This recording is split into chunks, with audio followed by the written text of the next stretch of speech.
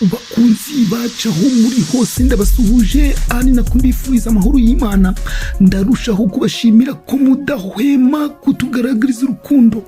Abakoze subscribe namwe rwose aho muri hose mwumve ko tubashimira cyane. Nawe kandi utarayikora warushaho kudukurikira kandi nabwo unaka subscribe, twarushaho kunezerwa. Twe rero hano icyo twiyemeje ni kimwe, nuko tuzaguma kubaha ibyo mukunda kandi tunabararikira byinshi byiza biba bigezweho. Amakuru yo rwose tuba twayabegeranyije. Inkuru igezweho rero nuko ikipe y'igihugu Amavubi yaje kuguma kugira amahirwe menshi, aho umukinnyi wayo Nshuti Innocent, umukinnyi wa Rutahizamu, nawe yagiye gukinira ikipe yo mu Barabu. Uyu ni Rutahizamu w'u Rwanda Amavubi, akaba yaje kuba yabona ikipe mu gihugu cy'Abarabu.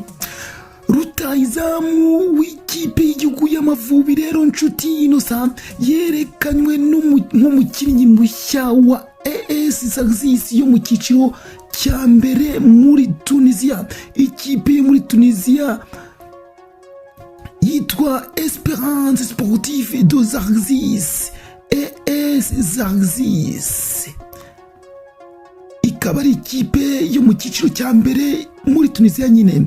Uyu Rutahizamu w'ikipe y'igihugu y'u Rwanda Amavubi yerekeje muri Espérance Sportive de Zarzis yo mu Kiciro cya Mbere.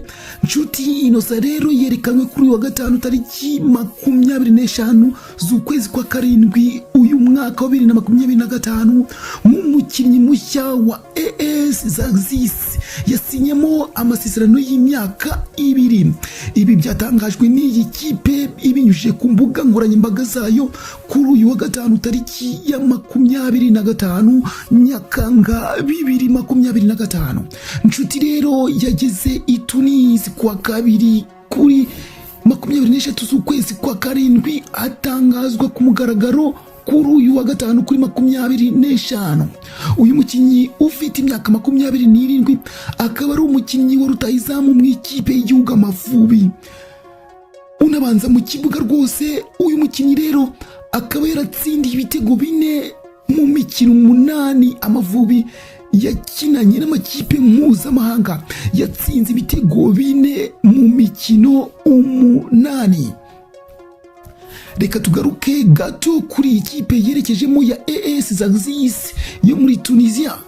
Espérance Sportive de Zarzis izwi kandi kuri SUBSRIBE yerekejemo uyu Rutahizamu yashinzwe mu 1934 na Haji al-Buchiwa. Ikaba yambara umuhondo, umutuku n'umukara. Ikaba yakira imikino kuri stade yayo yitwa Abdesalam Kazouz Stadium, ifite ubushobozi bwo kwakira abantu 7,000. Ikipe ya SUBSRIBE mu mwaka ushize w'imikino yasoje shampiyona iri ku mwanya wa 5 n'amanota 58, nyuma ya Espérance, Monastir, Etoile du Sahel na Club Africain zisanzwe zikomeye muri iki gihugu. Tunitega ko rero Nshuti Innocent hari uruharagiye gushyiraho kuri ikipe ikigira imbere ku mwanya iriho, ikava kwa 5 wenda ikaba yakigiraho imbere. Biteganyijwe ko Nshuti Innocent azakina umukino we wa mbere ku itariki ya 9 Kanama bakina na CS Sfaxien. Uyu Rutahizamu w'ikipe y'igihugu y'u Rwanda Amavubi Nshuti Innocent asinye muri ikipe yo muri Tunisia nyuma yo gutandukana na Sabayer FK yo muri Azerbaijan yo ku mugabane w'i Burayi. Yari yarasinyemo amasezerano y'amezi 6 mu kwezi kwa mbere umwaka wa 2025 mu ntangiriro z'uyu mwaka nyine, mbere yo kujya gukinira iyi kipe ya Sabayer FK i Burayi. Yaravuye muri Leta Zunze Ubumwe za Amerika muri ekipe ya Knoxville yo mu Kiciro cya 3. Ni ku nshuro ya 4 Nshuti agiye gukinira ikipe yo hanze y'u Rwanda, kuko mu 2018 nabwo yanyuze muri Stade Tunisien yo mu Kiciro cya Mbere muri Tunisia, akayivamo asubira muri APR FC. Yongeye kumutanga yongeye kumutanga muri One Knoxville, abona kujya muri Sabayel FK i Burayi, akaba asubiye nanone muri Tunisia mu yindi kipe ariyo Esperance Sportive de Zarzis AS Zarzis. Nshuti yari amaze iminsi nta kipe afite nyuma yo gutandukana na Sabayel Football Club. Si ubwa mbere Nshuti agiye gukinira muri Tunisia, kuko yaherukagayo akinira Stade Tunisien muri 2018-2019. Nyuma yaho yagarutse muri APR FC mbere yo kwerekeza muri One Knoxville yo mu cyiciro cya gatatu muri Leta Zunze Ubumwe za Amerika.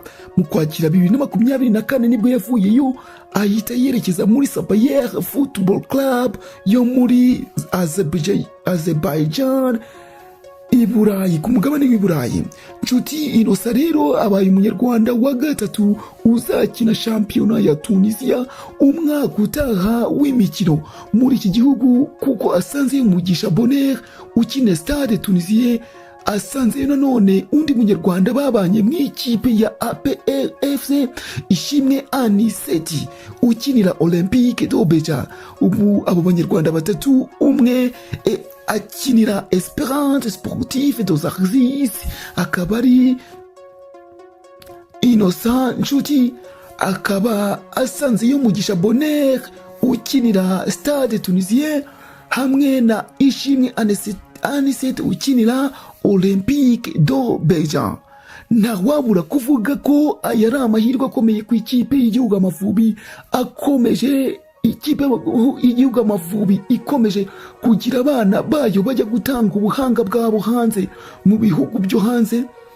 Ibaze ko baba barambagijwe bagakorerwa igeragezwa bakanatsinda bakabona ubuhanga bwabo. Ni amahirwe akomeye rero ku Mavubi.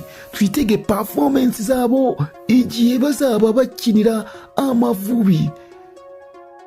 Bakunzi bacu rero, twe ntidutinda twumva ko turi hafi yanyu, ntidutinda kugaruka. Turagaruka mu kanya vuba tubagezaho amakuru yayandi mukunda mwebwe, kuko mudukunda tunarushaho kubazirikana. Mugira ibihe byiza, ntiwibagirwe gukora subscribe, yewe unakande like. Ndagushimiye cyane. Ciao ciao.